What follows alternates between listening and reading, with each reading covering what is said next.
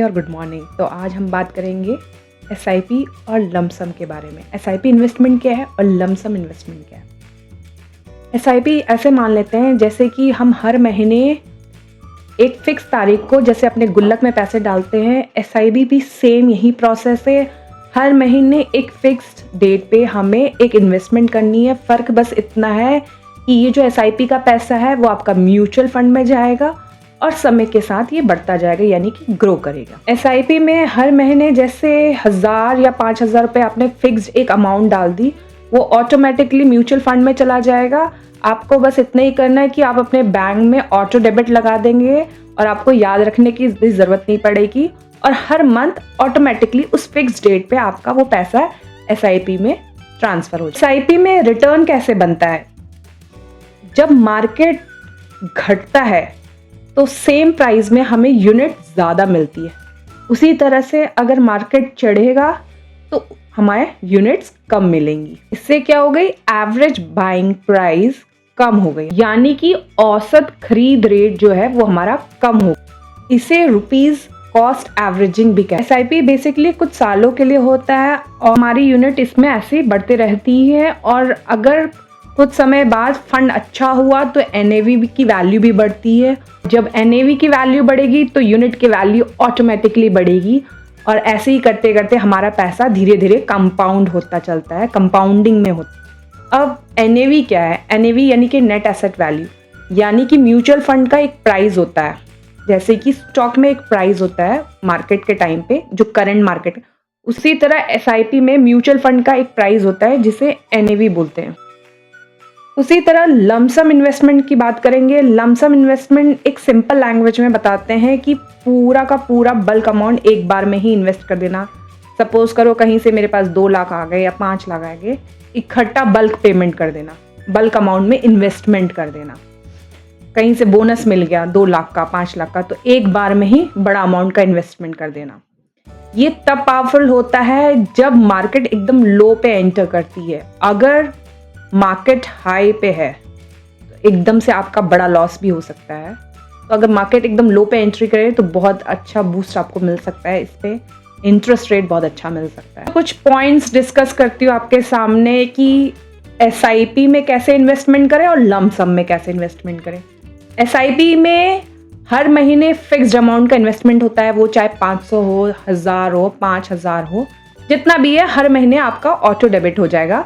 वो आप auto debit अगर बैंक अकाउंट में लगाएंगे तो हर महीने आपका ऑटोमेटिकली डिडक्ट होता रहेगा।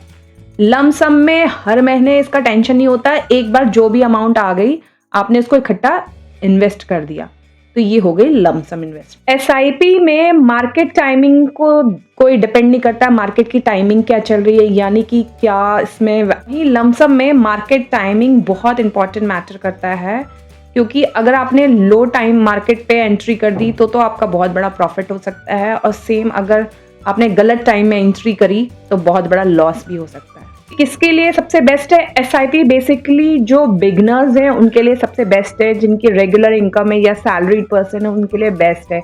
एक फिक्स रेगुलर इनकम आ रही है और छोटा छोटा अमाउंट आपके अकाउंट से हर महीने डिडक्ट हो रहा है।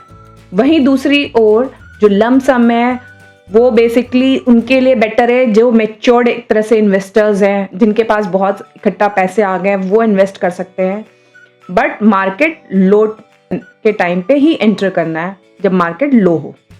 तो बेसिकली आज हम बताएंगे सिस्टमैटिक इन्वेस्टमेंट प्लान के बारे में एक एग्जांपल के थ्रू, जिसमें एनएवी की वह वैल्यू होगी, साथ में कैसे एक हमने एसआईपी का एक एग्जांपल दिया है विद एनएवी के साथ, तो हमने एक एसआईपी का एग्जांपल दिया है विद एनएवी के साथ। मंथली एसआईपी सपोज करो 5000 जा रही है हर महीने, तो यहाँ पे आप देख सकते हैं। तो मैंने अभी यहाँ पे जनवरी, फरवरी, मार्च, अप्रैल, मई यानी 5 महीने का डेटा निकाला है, एक कैलकुलेशन की है 5 महीने की।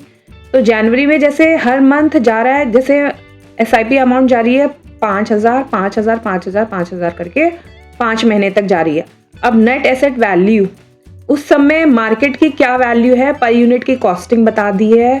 उस समय पर यूनिट जो एसआईपी की कॉस्ट जा रही है 50, 40, 45, 55, 60 ऐसे हर मंथ का दे रखा है। तो पहले जनवरी में देख सकते हैं कि 5,000 जब हमने इन्वेस्ट किया था उसकी एनएवी की जो वैल्यू थी पर यूनिट की कॉस्ट 50 थी। तो यानी कि जो हमें यूनिट एलोकेट हो रहा था उस समय 100 यूनिट्स मिल रहे थे, ठीक है, उस 5,000 इन्वेस्टमेंट में। तो 100 यूनिट मिला, टोटल यूनिट यहाँ पे मेंशन कर दिया 100। जो इन्वेस्टेड वैल्यू थी वो मैंने यहाँ पे मेंशन कर दी है। तो यहाँ क्या था 100 यूनिट और टोटल वैल्यू कितनी थी 5,000 यूनिट जो इन्वेस्ट की थी। नेक्स्ट फेब मंथ में देखा जाएगा तो यहाँ पे जो एनएवी की वैल्यू है वो घटकर हो गई है 40। यानी जब एनएवी कम होगा तो यूनिट्स ऑटोमेटिकली बढ़ेंगे, जैसे कि पहले भी मैंने आपको आगे बता रखा था। और एनएवी की वैल्यू जैसे बढ़ेगी तो यूनिट्स हमारे कम हो जाएंगे। तो अब जहां एनएवी की वैल्यू घट के 40 हो गई है तो यानी यूनिट्स अब हमें ज्यादा मिलेंगी।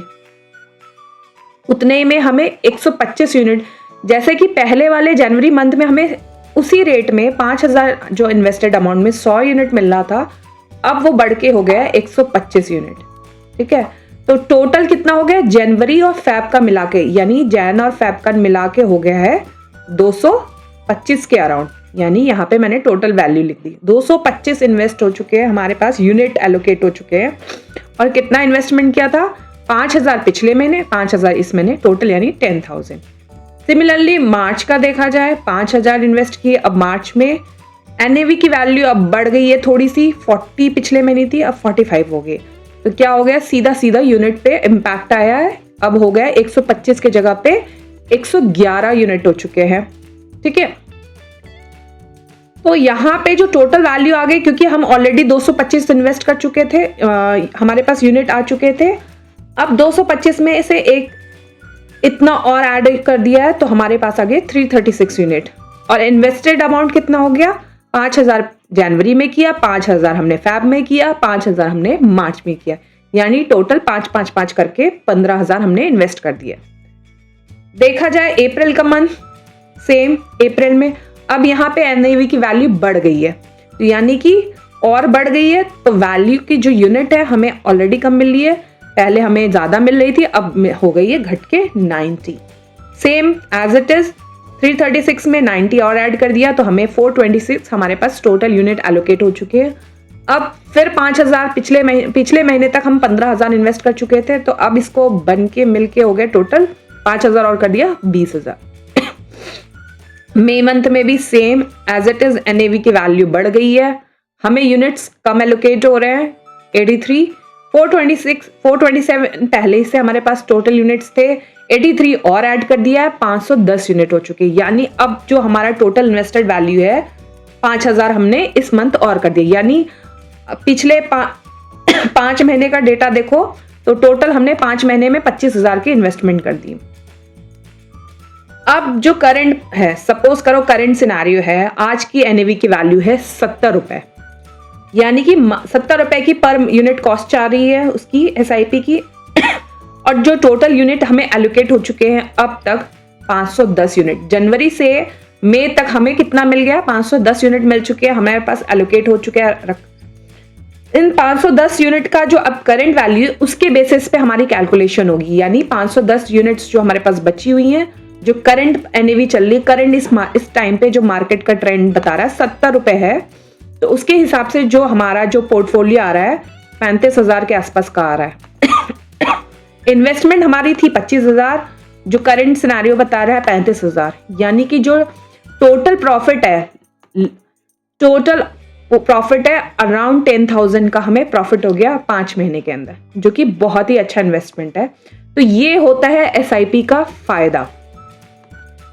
एनएवी कम हो तो ज्यादा यूनिट्स मिलती हैं, एनएवी ज्यादा हो तो कम हो जाती, लेकिन ऑन एन एवरेज देखा जाए आने वाले टाइम पे एनएवी की वैल्यू बढ़ेगी ऐसा प्रोबेबिलिटी होता है।